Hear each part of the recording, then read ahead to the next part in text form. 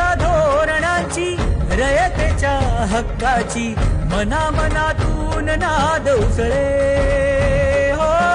मराठीला अभिजात दर्जा, कृती केली ही गर्वाची, अभिमानासाठी झटते हो, हो, हो, हो.